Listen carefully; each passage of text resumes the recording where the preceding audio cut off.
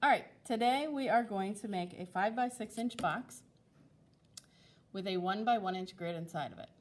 What you are going to need is a white paper, a pencil with an eraser, and a ruler where you can clearly see the numbers. You are going to start by putting your ruler across the top of your paper, making sure that 0 lines up with the edge of your paper, the left-hand side of your paper. You are going to mark 2 and 7. The reason that I chose to mark 2 and 7 is because those are 5 inches apart, and that is one of the dimensions of the box that I need to make. You're going to slide your ruler down to the bottom of the page. You're going to make sure that 0 lines up with the left-hand side of your paper again, and you're going to mark 2 and 7 again. Now you're going to take your ruler and making sure that your ruler touches both points, but you can see both points, you're going to draw a line that connects both points. Your line should run through them. And you're going to do that with these 7-inch marks as well. So now you have 2 lines that are 5 inches apart from each other. You're going to take your paper, you're going to spin it, and you are going to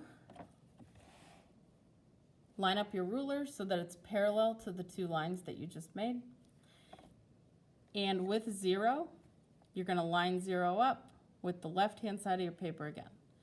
This time we're going to mark 1 and 6.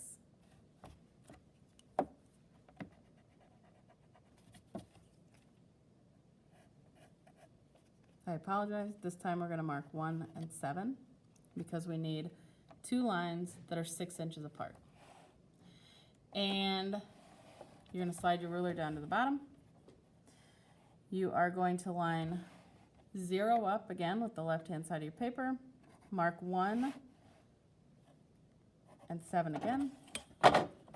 You're going to connect the 7s and connect the 1s. You are now left with a box that is 5 inches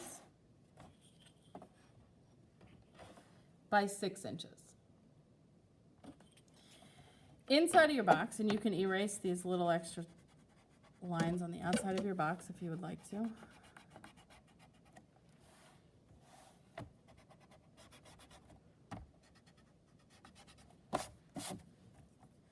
Inside of your box, we are going to now put a 1 by 1 inch grid.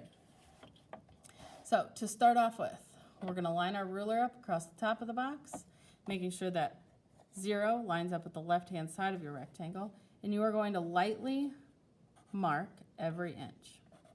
Okay, I marked 1, 2, 3, and 4. I do not have to mark 5, as 5 is already marked with the other side of our rectangle. I'm then going to slide the ruler down to the bottom, lining 0 up with the left-hand side of my rectangle again, and I'm going to lightly mark every inch. With my ruler, as lightly as I can so that I can erase the grid in the end, I am just going to drag my pencil so my pencil goes through both points. The reason that we do it so light is so that we can erase this when we are done. The only purpose for a grid is a mathematical tool just to help us get everything proportionally set on our drawing. Next, you're going to connect the 2-inch marks, the 3s, the 4s, and the 5s. Okay, you're going to turn your paper so that all of the lines that you just made go from right to left. You are then going to line up 0 with the left-hand side of your rectangle, making sure that your ruler is going parallel with all of the lines you just made, and you are going to lightly mark every inch across the top. Slide it down to the bottom, line 0 up again, lightly mark every inch across the bottom.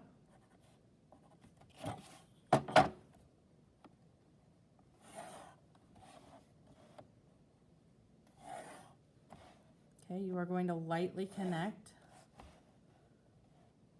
each point to its corresponding point on the other side. And you are left with a 5 by 6 inch box with a 1 by 1 inch grid. Your next step in Schoology was to start grid drawing this. So in order for me to do that, the easiest way I found out is I label my columns alphabetically, and I label my rows numerically. So this box up here would be A1. This box here would be B4, so that I always know which box I'm drawing in. What you are going to do is it says you are going to start drawing what you see in each box. When you are done with that, you're going to erase the grid, but not the drawing, and you are going to set a ground on top of all of it. This is what we mean by set a ground, and obviously your grid is erased by this point. If it's not, then you'll be able to see it through, and we do not ever want to see this grid when we are done. So the difference can be seen here. Okay, this is what we call setting a ground. You're just making an even silvery coat on top of your drawing so that we kind of have an even tone. When you're done coloring across the entire thing, you're going to take a paper towel and smooth it out so that the whole thing is an even silvery gray tone. But if you do not erase your grid, you can see that through there. So we want to make sure that we erase the grid first. The next step is you are to make a 7 box value scale. So what I do is I just start at 0. Let me move this a little further over. Start at 0, go to 7. Start at 0 down here, go to 7. I'm going to mark every inch across the top. And every inch across the bottom. And I'm just going to connect those two. Okay, this is just for a value scale, so it doesn't need to be perfect, but we do need to have 7 equally spaced places.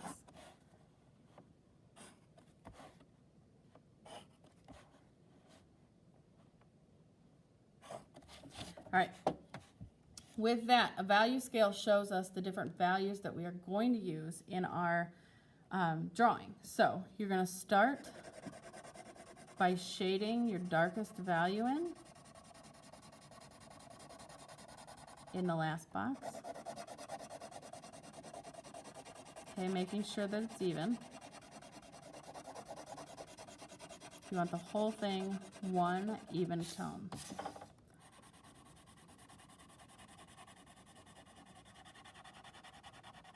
Okay, and again, this is just a value scale, so everything doesn't need to be perfect enough. Your next step, as you move over, you're going to gradually get lighter each time.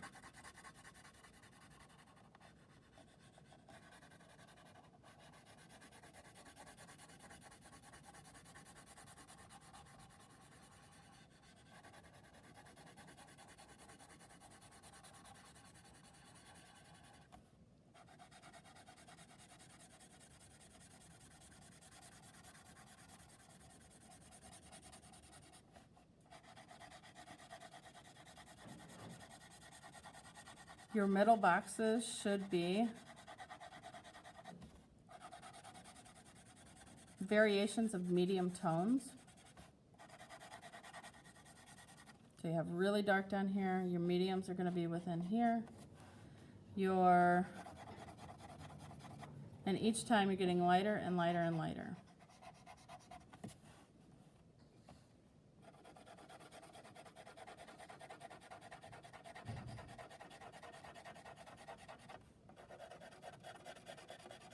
So finally you hit your lightest value, which is actually going to be the white of the paper. So So we go from dark to light in 7 different boxes. So when you are done with this, I want to see a photo of your 5 by 6 inch box with the 1 by 1 inch grid and your 7 box value scale.